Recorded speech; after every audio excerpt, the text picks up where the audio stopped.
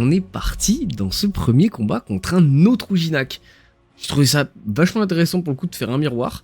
Parce que pour le coup là c'était un combat où il était lui aussi terre avec le mode ultra classique qu'on a beaucoup plus l'habitude de voir Harbour Gritril volcanique. Et ça va pouvoir un petit peu montrer que ce mode est clairement au-dessus. Car il a un petit peu plus de vita de base que moi. On a tous les deux des res qui sont très similaires. Mais par contre moi j'ai une JH. Donc j'ai peut-être un peu moins d'HP de base, un tout petit peu moins de dommages de base. Mais étant donné qu'il y a une JH qui va proc all tour, qui va me mettre trop bien, ça va vraiment faire une diff assez conséquente. Donc ce premier tour, hop, j'évite de me transformer. Et puis ça va, quelque part, j'allais dire, même si j'ai un tout petit peu moins de dégâts que lui, et ben je vais pouvoir compenser ces dégâts-là avec une transformation. Et puis comme j'ai quand même les pourcentages de ma JH, je m'en fous de me transformer, je vais me sentir plutôt à l'aise. Là je vois qu'il y a déjà l'érosion.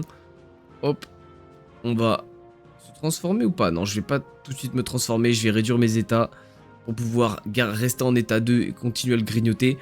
On peut voir qu'il a commencé avec plus de HP que moi, hein, qu'il avait 600 ou 700 HP de plus que moi de base. Donc on l'a déjà quasiment rattrapé. Hein. Là il a déjà plus que 200 HP de... Ouais c'est ça, 200-300 HP de plus que nous. Donc là, on va se transformer. On va envoyer double Molosse à Maroc. Ah non, peut-être Humérus. Ouais, Humérus, parce que j'avais encore le boost à Maroc. Et là, il a 3200 HP max. Hein. Vraiment, c'est soit il se transforme pour pouvoir essayer de rattraper les dégâts en termes d'érosion. Soit il reste en état 2. Et là, moi, avec les dégâts que je fais, j'arrive quand même à le tanker. Là, on se retrouve déjà tous les deux à 3200 PV max. Donc on voit que je le rattrape petit à petit. Hein. Vraiment, là, JH carry trop dans ce genre de combat. Donc là c'est un peu le tour chiant, hein. Je veux dire que j'ai plus d'état sur la tête, j'ai pas spécialement de boost. Mais voilà, lui il est à 2200 PV max. Moi je suis encore à 2006, j'ai déjà pris de l'avance. Et là nous on repose notre héros. On refait Humérus. D'ailleurs j'aurais pu faire une petite férocité dessus, mais bon comme on s'érode c'est pas tellement utile. Et j'ai pas envie de me transformer, je vais faire double à Maroc. Maintenant que je le revois, j'aurais mieux fait de faire Molosse à Maroc, j'aurais réduit plus. Ah, si vous mettiez pause dans le chat, vous pourriez voir, le mec a dit voilà, je fais trop la diff.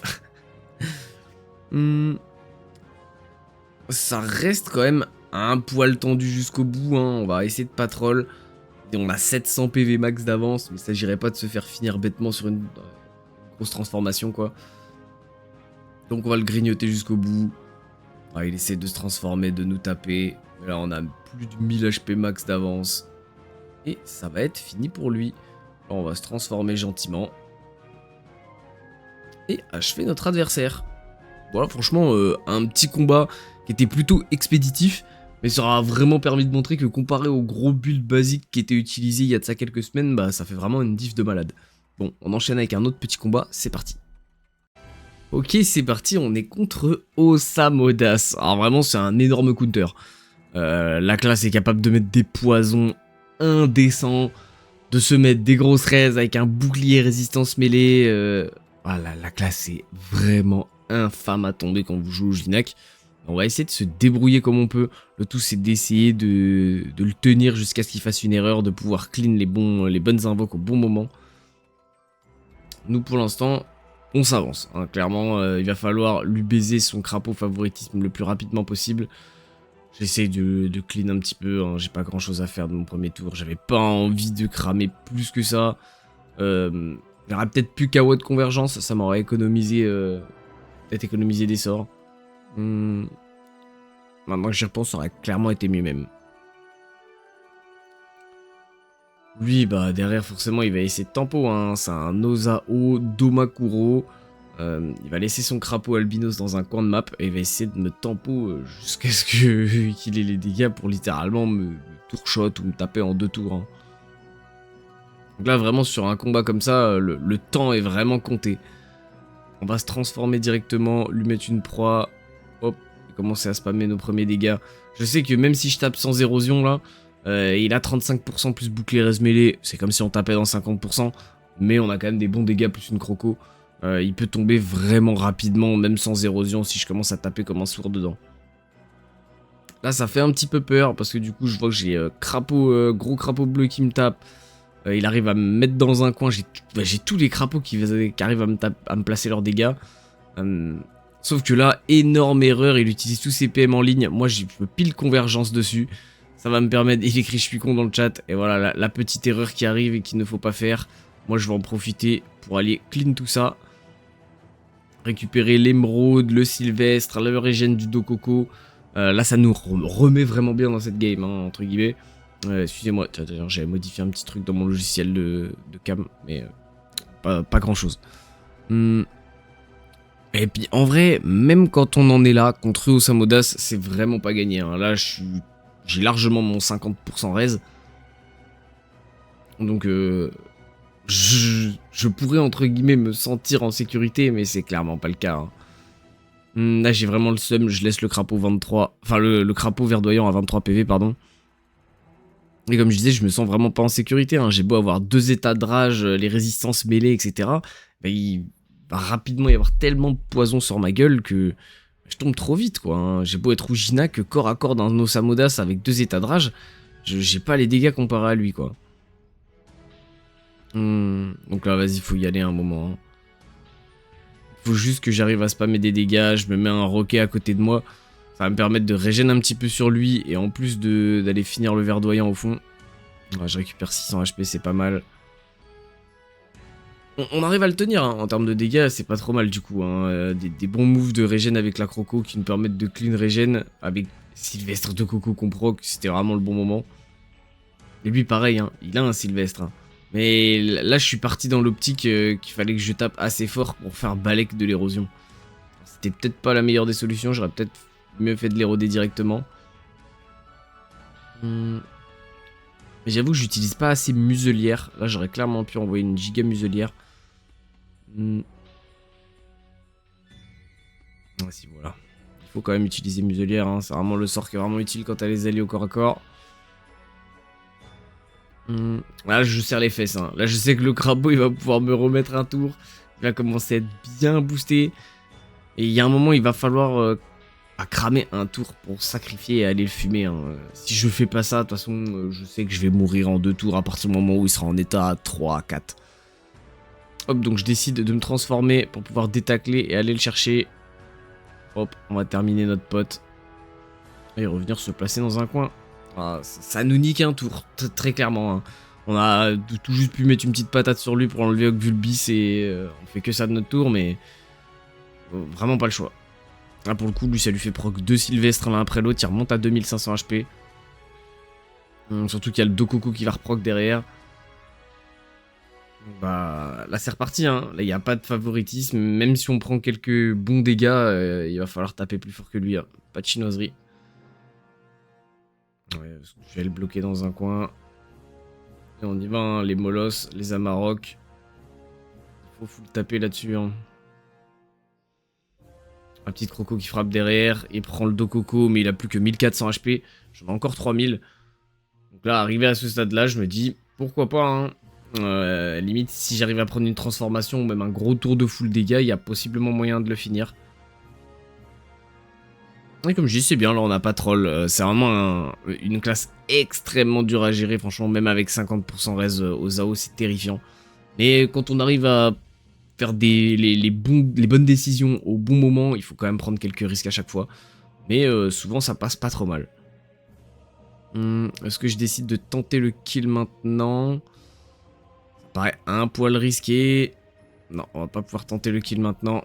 Du coup, on continue de proc, émeraude, régène, sylvestre, en priant pour ne pas crever. Mais ça va, normalement, on s'est remis pas trop mal. On a un 2300 HP, hein, c'est pas énorme. Hein. Il m'a mis GG point d'interrogation. On va voir s'il me finit. Il envoie le favoritisme sur son crapaud. Donc ouais, hein, même avec 50% raise, collé à l'ennemi, avec 2 états de rage... c'est vraiment très violent. Et encore, là, comme je dis, on n'a pas stacké des poisons à base de favoritisme. On a réussi à bien le clean à chaque fois. Et regardez ce que je vais me prendre. Oh là là, 1216. Et je reste à 31 HP. C'était vraiment une belle game. Pour le coup, j'ai réussi à la win. Alors que j'ai fait vraiment les bonnes décisions au bon moment. Et que j'ai eu un peu de chance sur les placements. À savoir qu'un mec qui joue vraiment pixel et qui vous laisse pas l'occasion de faire ça... Généralement, c'est un match-up que vous perdez. Mais là, pour le coup, ça a eu l'occasion de faire une belle game. Bon, je vous montre le petit stuff au putsch, et puis voilà, let's go. Et on est parti pour la petite présentation du stuff.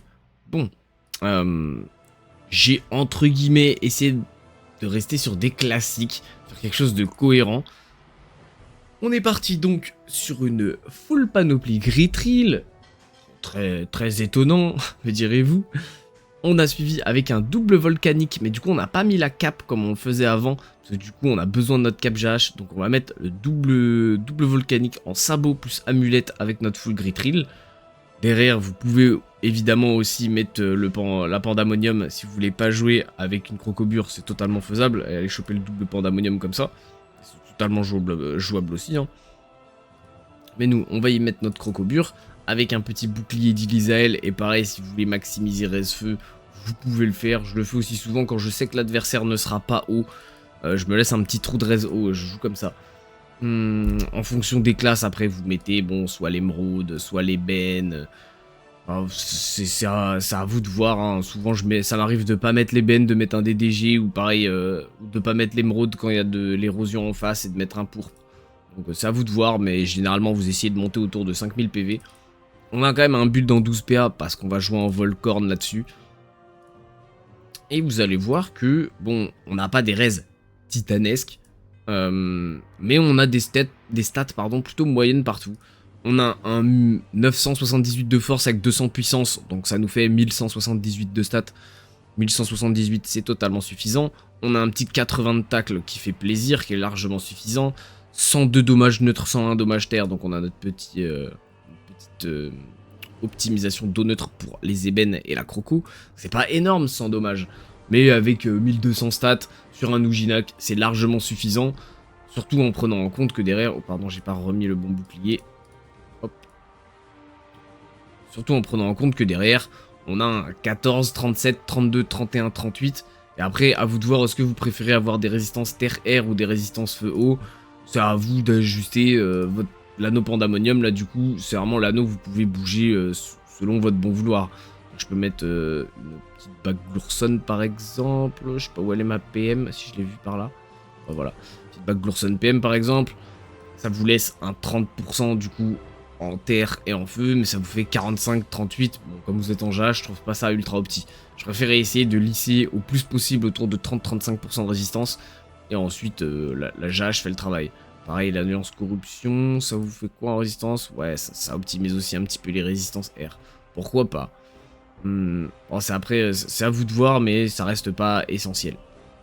La base restera quand même la full Gritril double volcanique avec Croco GH, le Volcorn, les Dofus, vous alignez. Il n'y a pas besoin de Vulbis généralement sur Ujinac, vous mettez un Abyssal à la place.